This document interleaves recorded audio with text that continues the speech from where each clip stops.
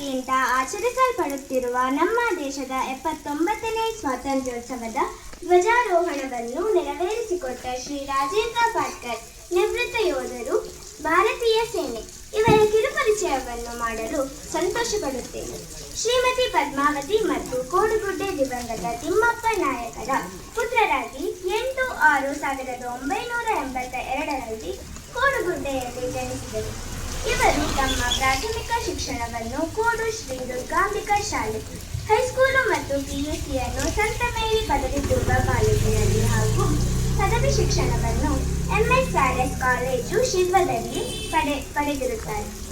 College ದಿನಗಳಲ್ಲಿ NSS NCCಯಲ್ಲಿ ಸಕ್ರಿಯವಾಗಿ ತೊಡಗಿಸಿಕೊಂಡು ಸೇನೆಗೆ ಸೇರುವ ಅತೀವ ಆಸೆಯನ್ನಿಟ್ಟುಕೊಂಡಿದ್ದ ಇವರು 2002ರಲ್ಲಿ ಭಾರತೀಯ ಸೇನೆಯ ASC ರೆಜಿಮೆಂಟ್ನಲ್ಲಿ ನೇಮಕಗೊಂಡು ಬಿಹಾರದ ಗಯಾದಲ್ಲಿ ಮೂಲಭೂತ ತರಬೇತಿಯನ್ನು 18 ತಿಂಗಳುಗಳ ಕಾಲ ಮುಗಿಸಿದ ನಂತರ ಮೀರತ್, ಕಾರ್ಗಿಲ್, ಬೆಂಗಳೂರು, ಜಮ್ಮು ಕಾಶ್ಮೀರ್, ಬಿಕನೀರ್, ಜೈಪುರ್, ಜೋಶಿಮಠ್, ಗೀತಾಂಜಲಿ ಮತ್ತು ಅಮೃತ್ಸರ್ನಲ್ಲಿ ದೀರ್ಘ 20 ವರ್ಷಗಳ ಕಾಲ ದೇಶ ಸೇವೆ ಸಲ್ಲಿಸಿ ಸೆಪ್ಟೆಂಬರ್ 30, 2022ರಂದು ನಿವೃತ್ತಿ ಹೊಂದಿರುತ್ತಾರೆ.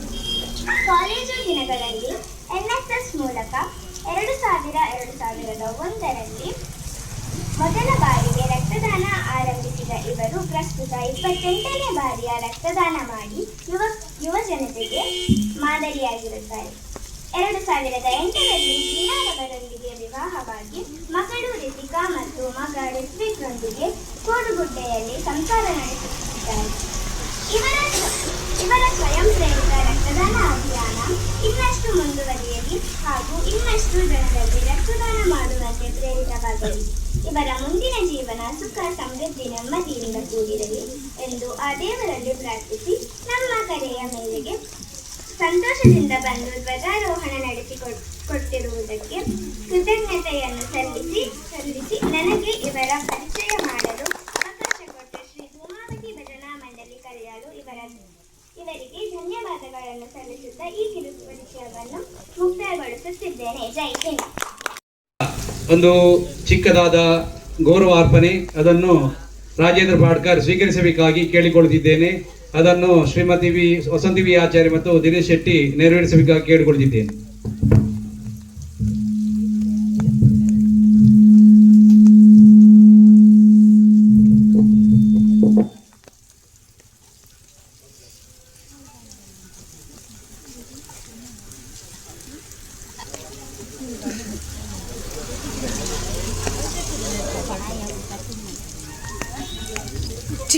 चिका सीधे बेटा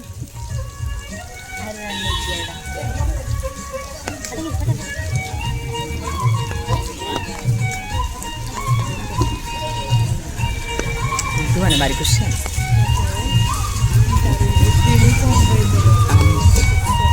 कोई नहीं फोटो की पुगा बना मग कोई नहीं मग फोटो की पुगा ना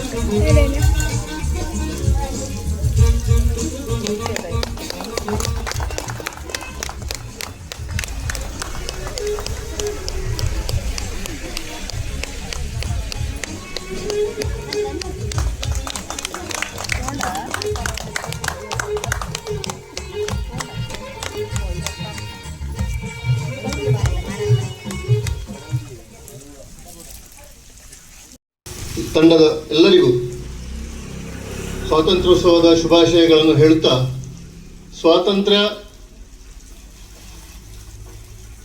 ಉತ್ಸವವನ್ನು ಯಾಕೆ ಇವತ್ತು ಆಚರಿಸುತ್ತಿದ್ದೇವೆ? 15 ಆಗಸ್ಟ್ಗೆ ಸ್ವಾತಂತ್ರ್ಯ ಉತ್ಸವವನ್ನು ಯಾಕೆ ಆಚರಿಸುತ್ತಿದ್ದೇವೆ?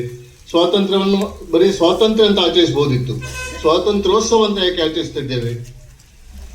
ಹಲವಾರು ವರ್ಷಗಳಿಂದ ಬ್ರಿಟಿಷರ ಬಂಧನದಿಂದ ನಾವು 15ನೇ ಆಗಸ್ಟ್ ಅಂದರೆ 14ನೇ ಆಗಸ್ಟ್ ರಾತ್ರಿ ನಾವು ಮುಕ್ತರಾಗಿದ್ದರಿಂದಾಗಿ ನಮಗೆ ಸ್ವಾತಂತ್ರ್ಯ ಸಿಕ್ಕಿತು. ಆ ಸ್ವಾತಂತ್ರ್ಯ ಸಿಕ್ಕಿದ ದಿನವನ್ನು ನಾವು ಪ್ರತಿ ವರ್ಷವೂ ಉತ್ಸವವನ್ನಾಗಿ ಆಚರಿಸಿದ್ದೇವೆ. ಈ ದಿನ ಸರ್ಕಾರಿ ರಜೆ ಇದ್ದರೂ ಕೂಡ ಮಕ್ಕಳು ಶಾಲೆಗೆ ಹೋಗಿ ಧ್ವಜಾರೋಹಣ ಸಂಘ ಸಂಸ್ಥೆಗಳಲ್ಲಿ, ಊರುಗಳಲ್ಲಿ ಸ್ವಾತಂತ್ರ್ಯೋತ್ಸವ ಧ್ವಜಾರೋಹಣವನ್ನು ಮಾಡುತ್ತೇವೆ. ಪ್ರಧಾನಮಂತ್ರಿಯವರು ದೆಹಲಿಯಲ್ಲಿ ಧ್ವಜಾರೋಹಣ ಮಾಡಿ ದೇಶವನ್ನು ಉದ್ದೇಶಿಸಿ ಮಾತನಾಡುತ್ತಾರೆ ಈ ದಿವಸ.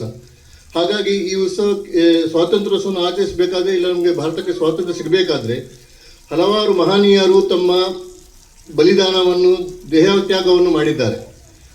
ಅಷ್ಟು ಸುಲಭದಲ್ಲಿ ಸಿಗಲಿಲ್ಲ. ಒಂದು 45 ವರ್ಷಗಳ ಬಂಧನದಿಂದ ಇದ್ದ ಭಾರತವನ್ನು ಹಲವಾರು ಜೀವ ತ್ಯಾಗ ಮಾಡಿ ದೊರೆತಿರುವುದರಿಂದಾಗಿ ನಾವು ಈ ದಿವಸವನ್ನು ಸ್ವಾತಂತ್ರ್ಯ ಉತ್ಸವವನ್ನಾಗಿ ಆಚರಿಸುತ್ತಿದ್ದೇವೆ. ಹೆಚ್ಚಾಗಿ ಸ್ವಾತಂತ್ರ್ಯೋತ್ಸವಗಳು ಮತ್ತೆ ಅದಕ್ಕಾಗಿ ಹೋರಾಡಿದವರು ಎಲ್ಲರೂ ಶಾಲೆಗಳಲ್ಲಿ ಮತ್ತೆ ಹೆಚ್ಚಿನ ಹಿರಿಯರಿಗೆ ಗೊತ್ತಿರುತ್ತದೆ.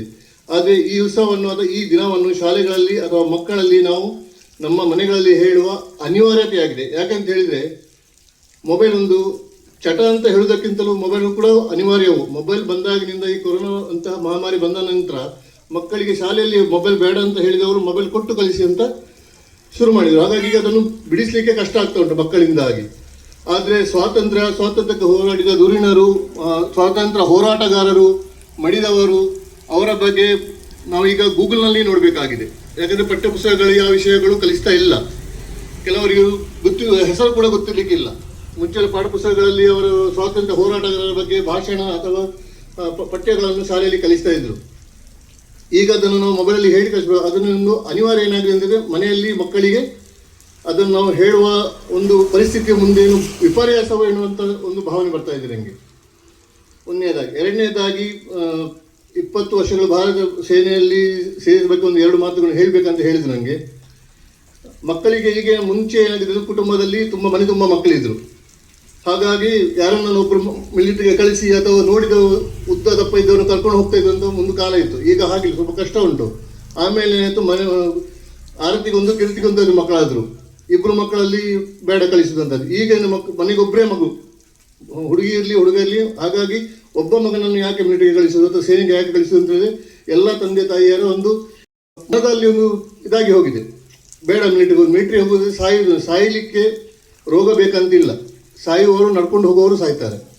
ಈಗ ಸಾಯಲಿಕ್ಕೆ ನೋಡ್ಬೋದು. ಈಗ ಪರಿಸ್ಥಿತಿಯಲ್ಲಿ 30-35-40 ವರ್ಷಗಳಲ್ಲಿ ಹೃದಯಾಘಾತ ಇನ್ನಥವಾ ಏನಾದರೂ ಸಂಭವಿಸಿ ಮರಣ ಬರ್ತಾ ಉಂಟು. ಹಾಗಾಗಿ ಸಾಯಬೇಕಂದ್ರೆ ಮಿಲಿಟರಿಗೆ ಹೋಗ್ಬೇಕಂತ ಏನಿಲ್ಲ, ಯಾವಾಗಲೂ ಸಾವು ಸಂಭವಿಸ್ತದೆ. ಹಾಗಾಗಿ ಮಿಲಿಟರಿಗೆ ಹೋಗಲಿಕ್ಕೆ ಇನ್ನು ಕೆಲವು ಮನಸ್ಸಲ್ಲಿ ನಾವು ಕಷ್ಟಪಟ್ಟು ಮಗನನ್ನು ಡಾಕ್ಟರ್ ಕಲಿಸ್ತೇವೆ, ಇಂಜಿನಿಯರ್ ಕಲಿಸ್ತೇವೆ, CA ಕಲಿಸ್ತೇವೆ, MBA ಕಲಿಸ್ತೇವೆ. ಕಲಿಸಿ, ಒಳ್ಳೆಯದು.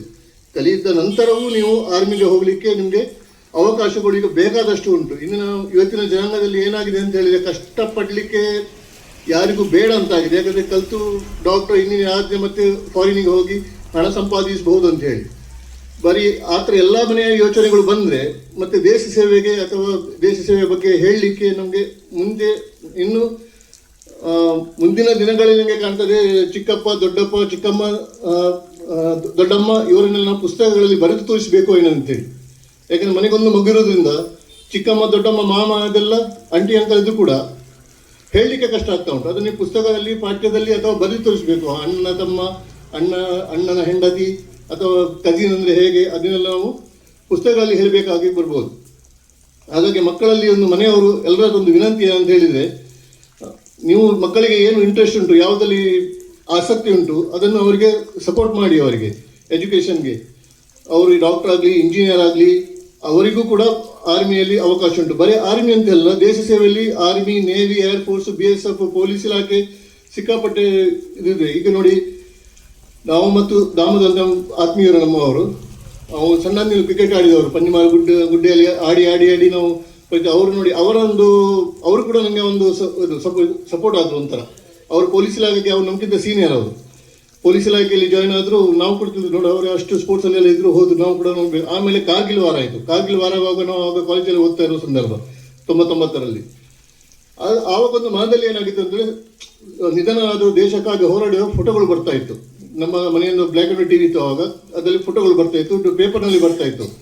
ಆಗ ಒಂದು ಮನಸ್ಸಲ್ಲಿ ಏನಾಗಿದೆ ಅಂದರೆ, ಒಂದು ವೇಳೆ ದೇಶ ಸೇವೆಗೆ ಸೇರಿ, ಆರ್ಮಿಗೆ ಸೇರಿ ನಿಧನರಾದರೂ ಕೂಡ ಫೋಟೋದಲ್ಲಿ ಬರ್ತೇವೆ, ಪೇಪರ್ನಲ್ಲಿ ಬರ್ತೇವೆ, TVಯಲ್ಲಿ ಬರ್ತೇವೆ ಅಂತ ಒಂದು ಹುಮ್ಮಸ್ಸಿಂದ ಆವಾಗ ಒಂದು ಇದಾಗಿ, ಅದಕ್ಕಿಂತ NCC, NSS ಅದರಲ್ಲಿ ಸೇರಿ ಮನೆಯಲ್ಲಿ ಕಷ್ಟ ಕಲಿಸೋ ಇದ್ದರೂ ಕೂಡ ಒಂದು ಸ್ವಯಂ ಆಸಕ್ತಿಯಿಂದ ಹೋಗ್ಬೇಕಂತೇಳಿ ನಿರ್ಧಾರ ಮಾಡಿ 2002ರಲ್ಲಿ ಜಾಯ್ನ್ ಆಗಿ ಒಂದು 20 ವರ್ಷಗಳ ಸ್ವಲ್ಪ ಕಠಿಣ ಪ್ರಯತ್ನ. ಯಾಕೆಂತ ಹೇಳಿದರೆ ಈಗಿನ ಮಕ್ಕಳು ಯಾಕೆ ಹೋಗ್ತಿಲ್ಲ ಅಂದರೆ ಒಂದು ಕಾರಣ ಅದು ಕೂಡ. 19ರಿಂದ 20 ವರ್ಷಗಳಲ್ಲಿ ನಿಯುಕ್ತಿಯಾಗಿ ನೀವು ಒಂದು 20 ವರ್ಷ ಅಥವಾ 15 ವರ್ಷ ಸರ್ವಿಸ್ ಮಾಡಿ ಬರುವಾಗ ನಿಮಗೆ 35 ವರ್ಷ ಆಗಿರ್ತದೆ, 35ರಿಂದ 38 ವರ್ಷ ಆಗಿರ್ತದೆ. ಅಂದರೆ ಅಥವಾ ಆಟ ಆಡುವ ಸಂದರ್ಭ ಏನುಂಟು, ಪ್ರಾಯ ಏನುಂಟು, ಅದನ್ನೆಲ್ಲ ನಾವು ಅಲ್ಲಿ ದೇಶ ಸೇವೆಗಾಗಿ ಅಥವಾ ಗಡಿಯಲ್ಲಿ ಕಳಿಬೇಕಾಗ್ತದೆ. ಹಾಗಾಗಿ ಬಂದ ನಂತರ 35 ಅರ್ಧ ಪ್ರಾಯ ಮುಗಿದಿರ್ತದೆ, ಎಂಜಾಯ್ಮೆಂಟ್ ಸಿಗುವುದಿಲ್ಲ ಅಂತೇಳಿ. ಎಂಜಾಯ್ಮೆಂಟ್ ಮಾಡುವವರು ಪರ್ವತದ ಮೇಲೆ ಕೂತು ಎಂಜಾಯ್ಮೆಂಟ್ ಮಾಡ್ತಾರಂತೆ. ಹಾಗಾಗಿ ದೇಶ ಸೇವೆ ಒಂದೊಂದು ಆಸಕ್ತಿ ಕೂಡ ಇರಬೇಕು, ಮಕ್ಕಳಿಗೆ ಒಂದು ಸಪೋರ್ಟ್ ಕೂಡ ನಾವು ಮಾಡಬೇಕು, ಸ್ವಯಂ ಆಸಕ್ತಿ ಕೂಡ ಇರಬೇಕು. ನಾನು ಹೋದರೆ ಇನ್ನೊಬ್ಬರಿಗೆ ನಾವು ಏನು ಮಾರ್ಗದರ್ಶನ ಮಾಡ್ಬೋದು, ಏನು ಹೇಳ್ಬೋದು, ಅಥವಾ ನಮ್ಮಿಂದ ಏನಾದರೂ ಯಾಕಂದ್ರೆ ನಮಗೆ ಆ ಟೈಮಲ್ಲಿ ಒಂದು ಗೈಡೆನ್ಸ್ ಮಾಡೋರು ಯಾರು ಇರಲಿಲ್ಲ. ಹೇಗೆ ಹೋಗೋದು, ಹೇಗೆ ತಯಾರಿ ಮಾಡೋದು ಅಂತೇಳಿ. ಈಗ ಆನ್ಲೈನ್ ಕ್ಲಾಸ್ಗಳು, ಯೂಟ್ಯೂಬ್ನಲ್ಲಿ ಪುಸ್ತಕಗಳು ಎಲ್ಲ ಬರ್ತಿದೆ. ಆದರೂ ಕೂಡ ಯಾರಿಗಾದರೂ ಆಸಕ್ತಿ ಇದ್ದರೆ ಅಥವಾ ಏನಾದರೂ ಗೈಡೆನ್ಸ್ ಬೇಕಿದ್ದರೆ ನನ್ನ ನಂಬರ್ ಉಂಟು, ಇಲ್ಲದಿದ್ದರೆ ಸ್ವತಃ ಬೇಕಾದ್ರೆ ನಾನು ಬಂದು ನಿಮಗೆ ಮಾರ್ಗದರ್ಶನ, ನನಗೆ ತಿಳಿದಷ್ಟು ಜ್ಞಾನ ನಾನು ಕೊಡಲಿಕ್ಕೆ ತಯಾರಿದ್ದೇನೆ.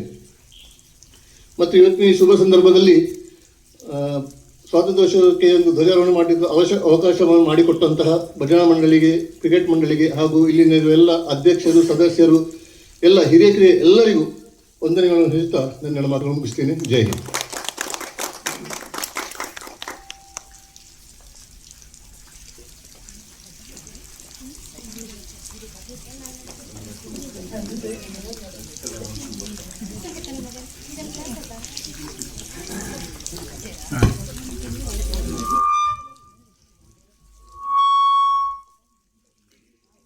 ನಮ್ಮ ಭಜನಾ ಮಂಡಳಿಯ ಅಧ್ಯಕ್ಷರಾದಂಥ ದಿನೇಶ್ ಶೆಟ್ಟಿ ಅವರು ಯಾರು ಇತರ ನೀಡಿಯನ್ನು ನೀಡಬೇಕಾಗಿ ಕೇಳಿಕೊಳ್ತಿದ್ದೀನಿ.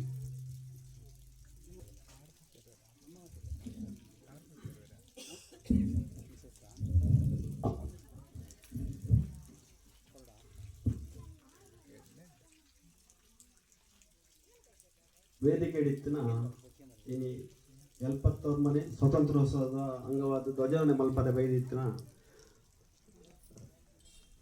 ನಮ್ಮ ದೇಶದ ಯೋಧರಾದಿತ್ತಿನ ರಾಜೇಂದ್ರ ಪಾಡ್ಕರ್ ಮೇರೆಗೆ ವಂದನೆ ಮಲ್ತಂದು ಅಂಚನೆ ನಮ್ಮ ವಸಂತಕ್ಕ ಅಂಚನೆ ರಾಜೇಂದ್ರ ಪಾಡ್ಕರ್ ಆರ್ನ ಮಿಸಸ್ ಅವರಿಗೆ ವಂದನೆ ಮಲ್ತಂದು ಅಂಚನೆ ನಮ್ಮ ಮೂರು ಸೇರಿತ್ತಿನ ಮಾತಾ ಬಂದು ಬಳಗ ಪೂರಗಳಿಗೆಲ್ಲ ವಂದನೆ ಸ್ವಾತಂತ್ರ್ಯೋತ್ಸವದ ಶುಭಾಶಯ.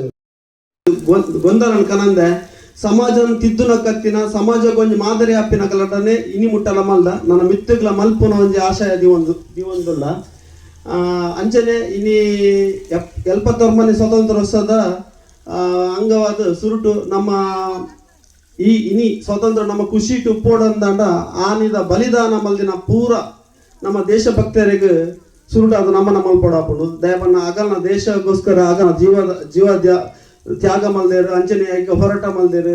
ಆ ಹೋರಾಟದ ಫಲವಾದ ಇನ್ನು 79 ವರ್ಷ ಆಡು ದಯಪನ್ನ ನಮ್ಮ ಸ್ವತಂತ್ರ ದಿಕ್ಕೊಂಡು ಇಂಚನೆ ದಿಕ್ಕದಿಜಿ ಮಸ್ತೋ ಜನ ಬಲಿದಾನ ಮಲ್ದೇರು, ಮಸ್ತೋ ಜನ ತ್ಯಾಗ ಮಲ್ದೇರು. ಅಂಚನೆ ನಮ್ಮ ಆ ನೆನಪಿಗೋಸ್ಕರ ನಮ್ಮಲ್ಲ ಜೀವನಡು ಅಂಚಿನ ಒಂದು ಕಿಂಚಿತಾಂಡಲ ದೇಶಗೋಸ್ಕರ ಸೇವಾ ಭಾವನೆಯನ್ನು ಪ್ರತಿನಿತ್ಯ ಅಳವಡಿಸೋಡು. ನಮ್ಮ ಊರು ಆಡು, ನಮ್ಮ ಇಂಚಿನ ದೇಶ ಆಡು ಐತ ಬಗ್ಗೆ ಅಭಿವೃದ್ಧಿದ ಬಗ್ಗೆ ಚಿಂತನೆ ಮಲ್ತೊಂದು ಮಿತ್ತುಗಳ ರೀತಿಡ್ ಒಂದು ದೇಶ ಸೇವೆಗೆ ನಮ್ಮ ಸಹಭಾಗಿತ್ವವನ್ನು ಮಲ್ಪೋಡು ಬಂದು ಕೇಳೊಂದು ಇನ್ನಿದ 74 ಮನೆ ಸ್ವಾತಂತ್ರ್ಯೋತ್ಸವಗೂ ಮಾತಗಳು ಶುಭಾಶಯಕರೊಂದು ದೊಡ್ಡ ಪಾತ್ರ ಮುಗಿತೊಂದಿಲ್ಲ.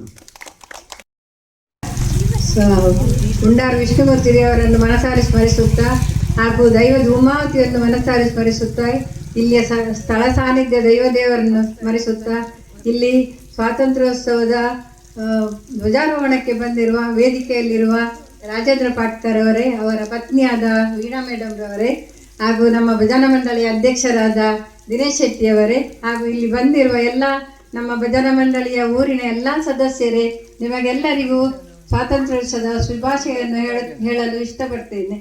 ಅದೇ ರೀತಿ ನಮ್ಮ ಸ್ವಾತಂತ್ರ್ಯ ಅಂತ ಹೇಳಿದರೆ ಎಲ್ಲ ಮನೆಯಲ್ಲಿ ಇದ್ದ ಹಾಗೆ ನಮ್ಮ ಮನೆಯಲ್ಲಿ ನಮ್ಮ ಮಕ್ಕಳು ಸಣ್ಣದಿಂದ ಸ್ವಾತಂತ್ರ್ಯ ಬರುವ 1 ತಿಂಗಳು ಮೊದಲು ಎಲ್ಲರೂ ಸ್ವಾತಂತ್ರ್ಯಕ್ಕೆ ಭಾಷಣ ಹೇಳೋದು, ಪದ್ಯ ಹೇಳೋದು, ಅದು ಧ್ವಜಗೀತೆ ಅದು ಇದು ಎಲ್ಲ ಮಾಡ್ತಾ ಇದ್ದಾರೆ. ಅದೇ ರೀತಿ ನನ್ನ ಮೊಮ್ಮಕ್ಕಳು ಸಹ ಈಗ ಮೊನ್ನೆ 15 ದಿವಸದಿಂದ ಸ್ವಾತಂತ್ರ್ಯೋತ್ಸವ ನಮ್ಮ ಮನೆಯಲ್ಲಿ ಇದ್ದೆ. ಅಷ್ಟು ಖುಷಿ ಆಗ್ತಾ ಇದೆ ಸ್ವಾತಂತ್ರ್ಯ ಅಂತ ಹೇಳಿದರೆ. ನಮ್ಮ ಮಕ್ಕಳು, ನಮ್ಮ ಈ ಊರಿನ ಭಜನಾ ಮಂಡಳಿಯ ಸದಸ್ಯರು ಹಾಗೆ ಎಲ್ಲ ವಿಷಯದಲ್ಲಿ ಎಲ್ಲರನ್ನೂ ಒಗ್ಗೂಡಿಸಿ ಎಲ್ಲ ರೀತಿಯಲ್ಲಿ ಒಳ್ಳೆ ರೀತಿಯಲ್ಲಿ ಮಾಡ್ತಾ ಇದ್ದಾರೆ. ಅದೇ ರೀತಿ ಮುಳ್ಳಮುಟ್ಟೆ ಕಾರ್ಯಕ್ರಮ ಆಗ್ತಿರ್ಲಿಲ್ಲ, ಒಂದು ಸ್ವಲ್ಪ ಸಮಯ ನಿಂತು ಹೋಗಿದೆ. ಅದನ್ನು ಸಹ ಈಗ 3 ವರ್ಷದಿಂದ ಚೆಂದ ಕಾಣಿಸಿಕೊಡ್ತಾ ಇದ್ದಾರೆ.